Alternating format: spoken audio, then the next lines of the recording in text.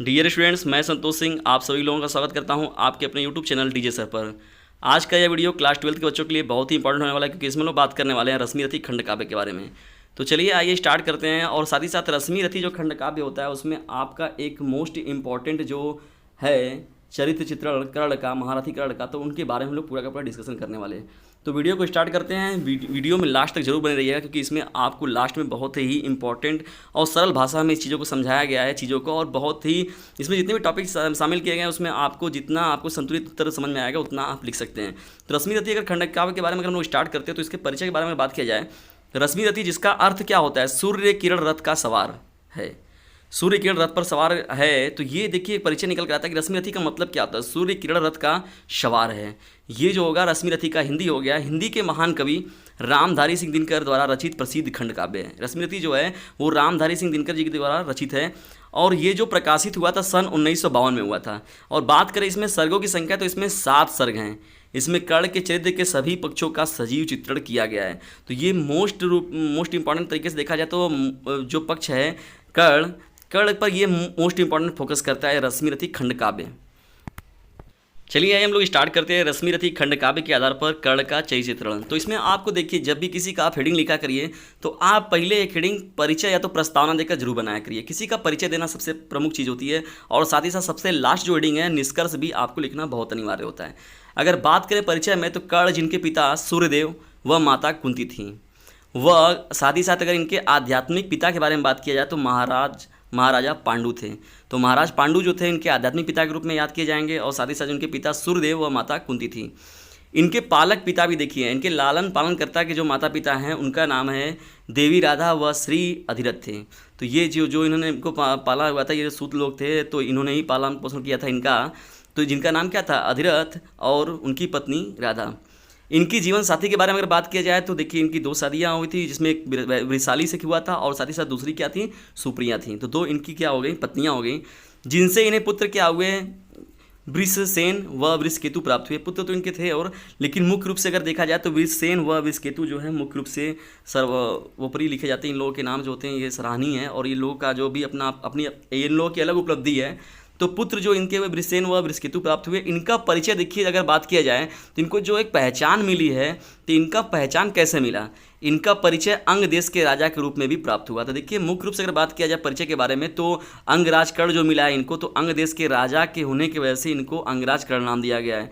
तो जो यहाँ पर बात आपको जब देखेंगे कभी कर्ण वगैरह की घटनाएं, तो वहाँ पर भी दुर्योधन ने जो अंग देश का राजा घोषित किया था वहाँ पर, जहाँ पर ये अपमानित हुए थे।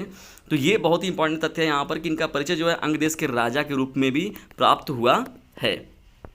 महत्वपूर्ण प्रश्नों की श्रृंखला हम लोग देखिए आगे बढ़ते हैं और देखते हैं दूसरी जो हम लोग की मोस्ट इंपॉर्टेंट इसमें हेडिंग बनेंगी। देखिए जो इनकी बड़ी उपलब्धियां थी, एक बहुत बड़े ही व्यक्तित्व वाले व्यक्ति थे, तो इनकी उपलब्धियां भी बड़ी होंगी। तो इनकी उपलब्धियों के हिसाब से इनको कई प्रकार के नाम भी मिले थे। तो जो दूसरी हेडिंग आप बना सकते हैं इनके नाम के लिए, अन्य नाम इनके क्या थे।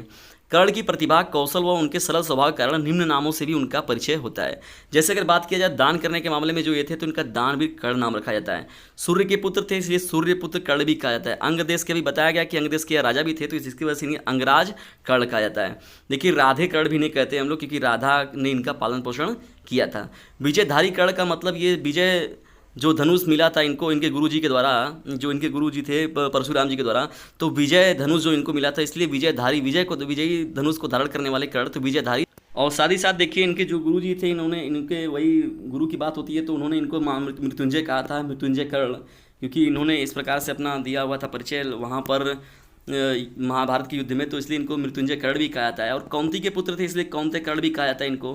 वैकर्तना भी इन्हें कहते हैं हम लोग, दिग्विजय कर्ण भी कहते हैं, क्योंकि ये अपने मित्र के सपोर्ट में जब ये महाभारत का युद्ध हो रहा था, पूरी सेनाओं का पूरा उस समय दिग्विजयी कर्ण मतलब पूरी सृष्टि को ये जीतने के लिए निकल गए थे, कि मतलब बहुत से संसार को पूरा जीता था। तो दिग्विजय कर्ण था, इन्होंने हर जगह पर इन्होंने जीता था अपनी सेना को बढ़ाने के लिए, तो ये इसलिए इन्हें दिग्विजय कर्ण भी कहते हैं। तो ये रहे कुछ इनके महत्वपूर्ण नामों से। तो ये एक हेडिंग बनाकर आप इसके अंतर्गत लिख सकते हैं इनके अन्य नामों के जितनी भी चीज़ें हैं उनको आप रख सकते हैं उसमें।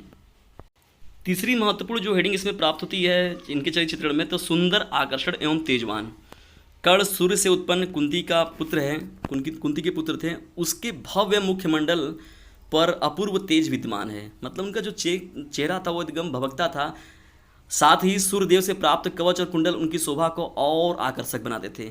तो जो उन्हें सूर्यदेव जी से कवच और कुंडल प्राप्त होता था तो ये बहुत ही ज़्यादा उनकी सुंदरता को और उसमें चार चांद लगा देता था। तो ये बहुत ही इंपॉर्टेंट चीज़ है कि सुंदर, आकर्षक एवं तेजवान थे ये। तो साथ ही साथ इनके बाद में कहा भी गया है, जब इनको गंगा जी से प्राप्त किया, अधिरथ जी ने प्राप्त किया, तो कहा भी गया इनके बारे में, अधिरथ को क्या ज्ञात कि उसने कौन रत्न पाया है, अधिरथ को क्या ज्ञात कि उसने कौन रत्न पाया है, वह क्या जाने तेज सूर्य का उसके घर आया है। अधिरथ भाई सूत व्यक्ति थे, तो उनको इनके बारे में आभास ही नहीं था कि वास्तव में कितनी बड़ी उपलब्धि या कितनी बड़ी चीज़ हम अपने पास रख लिए हैं, कितनी बड़ी चीज़ हमारे पास है, तो वो इसे समझ ही नहीं पाए। कहा भी गया उनके बारे में। तो ये देखिए लाइन अगर आप डालते तो एक जो एग्जामिनर होगा उसके दिमाग पर आप एक अपनी अलग छवि डालते हैं, तो आपका जो नंबर फिक्स रहेगा 4 नंबर, वो पूरा का पूरा आपको मिलना ही है। चौथी महत्वपूर्ण हेडिंग इसमें प्राप्त होती है सीलवान तथा विनम्र। तो भाई जाहिर सी बात है, विनम्रता के भी सूचक के रूप में याद किया जाता है इनको। तो चौथी हेडिंग आप बनाएंगे सीलवान तथा विनम्र। कर्ण अपमानित होकर भी दूसरों के सम्मुख अशिष्ट व्यवहार नहीं करता था। वह अपने भाग्य को कोसता जरूर है, ये बात तो है कि वो अपने भाग्य को बहुत कोसते थे, किंतु किसी बड़े छोटे व्यक्ति की निंदा नहीं करते थे।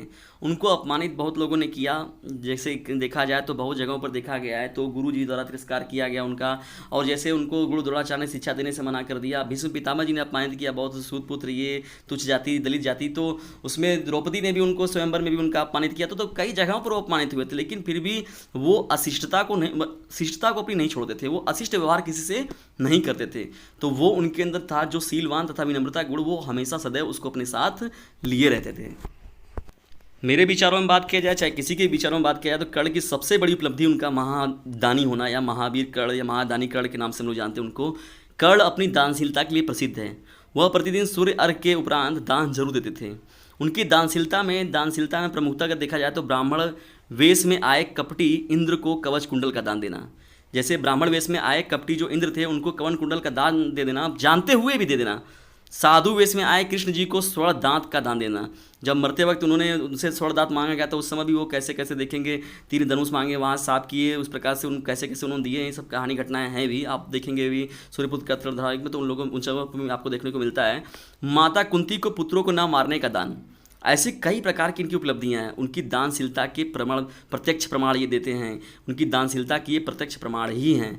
माता कुंती जैसे कहा गया कि मैं केवल अर्जुन को मारूंगा, उसके सिवा किसी को नहीं मारूंगा, तो ये भी अपने आप में बहुत बड़ी इनकी उपलब्धि थी। तो ये इनके महावीर या महादानी होने के लिए बहुत ही बड़ी चीज़ें, उपलब्धियाँ इनकी थी। छठवीं हेडिंग की तरफ हम लोग बढ़ते हैं। छठवीं हेडिंग जो हम लोग की है, दृढ़ प्रतिज्ञा एवं कृतज्ञ। कृतज्ञ का मतलब होता है जो उपकार को मानने वाला हो, मानने वाला हो, उसे हम लोग कृतज्ञ बोलते हैं। अनेक शब्दों के लिए जब एक शब्द लिखा जाता है। दृढ़ प्रतिज्ञा का मतलब होता है कि वचनों का शौकीन, और साथ ही साथ दृढ़ प्रतिज्ञी, किसी बात को ठान लिया कि मैं ये चीज़ करूँगा तो मैं उसको करूँगा ही करूँगा। पांडवों द्वारा अपमानित किए जाने पर केवल दुर्योधन ने ही कर्ण का सत्कार किया था। कर्ण खुद भी कहता है, मैं कृतज्ञ हूँ दुर्योधन का, उपकार से हारा, राजपाट उसके चरणों पर चुप धर दूंगा सारा। तो इस प्रकार देखिए वो कृतज्ञता को भी कितनी प्रकार समर्पण दिखाए हैं। यहाँ पर चीज़ें लोगों को करेंगे तो वो पता चला उसके विपरीत में तुरंत हो जाते हैं, कृतज्ञ हो जाते हैं, उपकार को ना मानने वाले लोग। लेकिन ये कितने बड़े कृतज्ञ हैं, यह भी इससे इनके चरित्र में ये चीज़ें देखने को मिलती हैं। और दृढ़ प्रतिज्ञी थे, मतलब किसी चीज़ को मानते थे कि ठानते थे कि ये चीज़ मैं करूँगा तो करूँगा, दिग्विजय मैं बनूंगा तो बनूंगा, इतनी सेनाओं गठन करूँगा तो करूँगा, मैं इनका साथ नहीं छोड़ूंगा तो नहीं छोड़ूंगा। दृढ़ प्रतिज्ञी मतलब इनको मैं ये वचन दे दिया तो मैं उसका पालन करूँगा। तो इसलिए कहा गया दृढ़ प्रतिज्ञा के साथ साथ कृतज्ञता भी इनके अंदर था। तो इसलिए इनकी 2 लाइन अगर आप लिखते हैं, मैं कृतज्ञ हूँ दुर्योधन का, उपकार से हारा, राजपाट उसके चरणों पर चुप धर दूंगा सारा। अगर ये लाइन अगर आप लिखते हैं तो ये वास्तव में कर्ण की बहुत ही बड़ी एक चरित्र चित्रण में एक बहुत ही महत्वपूर्ण लाइन है। महत्वपूर्ण हेडिंग में आगे बढ़ने से पहले यदि वीडियो आपको पसंद आता है तो इसे लाइक करें, शेयर करें, और चैनल पर नहीं तो सब्सक्राइब करना बिल्कुल भी मत भूलिएगा। क्योंकि लास्ट में आप वीडियो तो आपको अच्छा लगता है, आप देखकर निकल जाते हैं, लेकिन थोड़ा सा आपको ये जिम्मेदारी बनती है कि आप हमें भी मोटिवेट करें, और साथ ही साथ वीडियो को लाइक शेयर जरूर करें। 7वें प्रश्न की ओर बढ़ते हैं हम लोग। परमवीर एवं साहसी, ये हेडिंग आपकी बन जाएगी, परमवीर एवं साहसी। महाभारत के समस्त बलशाली वीरों में अकेला कर्ण ही ऐसा साहसी वीर हैं जिनके शौर्य की शत्रु भी प्रशंसा करते हैं। जाहिर सी बात है, जो पक्ष में रहे और प्रत्यक्ष में रहे सभी लोग इनकी तारीफ करते हैं। तो ये एक ऐसे व्यक्तित्व वाले व्यक्ति थे। देखिए इनके बारे में 2 लाइनें और आप ले लीजिए मेरी तरफ से। भीष्म, द्रोण, कृपा, अश्वत्थामा, शव में कर्ण अनन्य, वीरों में वह महावीर प्रत्येक दृष्टि से धन्य। ये देखिए बहुत ही महत्वपूर्ण लाइन है। भीष्म, द्रोण, कृपा, अश्वत्थामा, सब में कर्ण अनन्य, वीरों में वह महावीर प्रत्येक दृष्टि से धन्य। तो ये ऐसा व्यक्तित्व वाला व्यक्ति था महारथी कर्ण।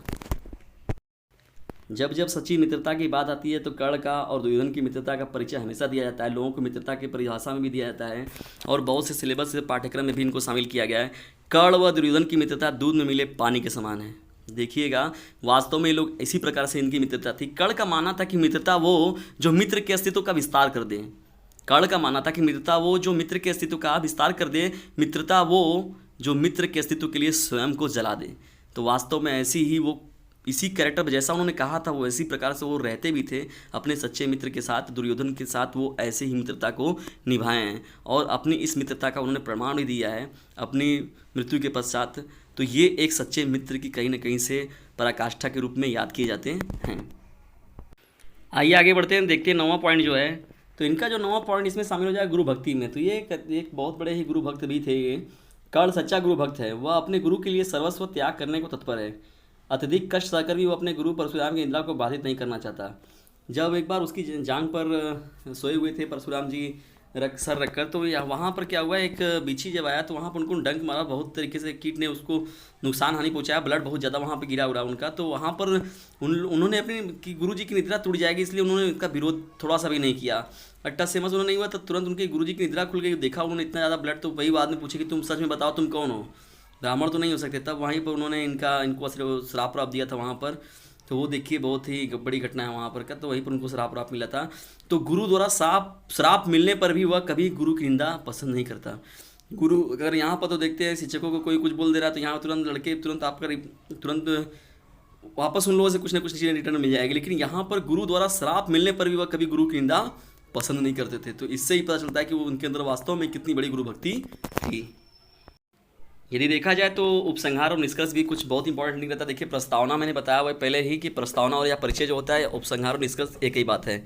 तो वास्तव में दिनकर जी ने कर्ण को महाभारत कथा से ऊपर उठाकर उसे नैतिकता और विश्वसनीयता की नई भूमि पर खड़ा कर उसे गौरवान्वित किया है, जिसका वास्तव में कर्ण हकदार है। ऐसे आदर्शवादी व्यक्ति का व्यक्तित्व सदैव समाज में रहना चाहिए। वास्तव में ऐसे व्यक्ति का व्यक्तित्व सदैव समाज में या तो सदैव कक्षाओं में, सदैव विद्यालयों में, सदैव लोगों के बीच में संजीव चित्रण रहना चाहिए, ताकि लोगों को उनसे सीख मिले। जो युवा पीढ़ियाँ हैं, जो छोटे बच्चे, उनके अंदर नैतिकता का भाव जागृत हो। तो इससे यह बहुत ही अच्छे व्यक्तित्व वाले व्यक्ति थे कर्ण। तो इस प्रकार से देखिए, रश्मि खंडकाव्य में जो नायक के रूप में भी देखिए पूछा जाता है कि नायक का चरित्र चित्रण कीजिए, कर्ण का चरित्र चित्रण कीजिए। तो रश्मि रथी खंडकाव्य कहता है कर्ण का या तो नायक का, तो नायक भी रश्मि रथी के यही हैं।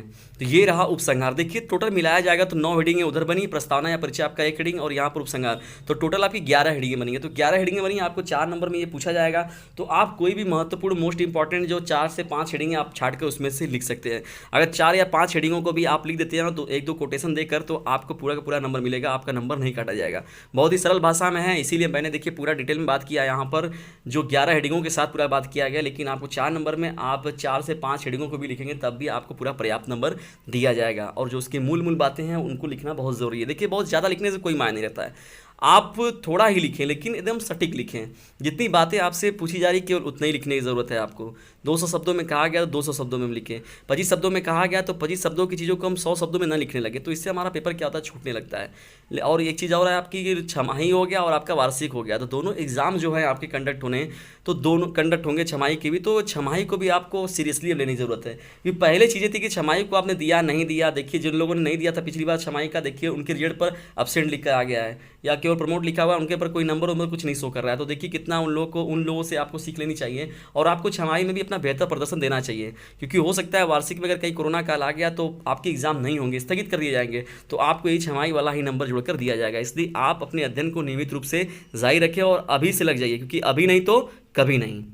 साथ ही साथ वीडियो यदि पसंद आता है आपको तो इसे लाइक करें, शेयर करें और चैनल पर नए हैं तो सब्सक्राइब करना बिल्कुल भी ना भूलें।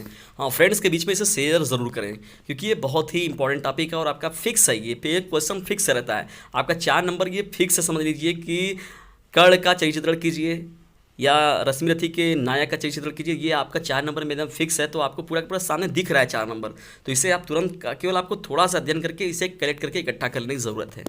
Thanks for watching this video.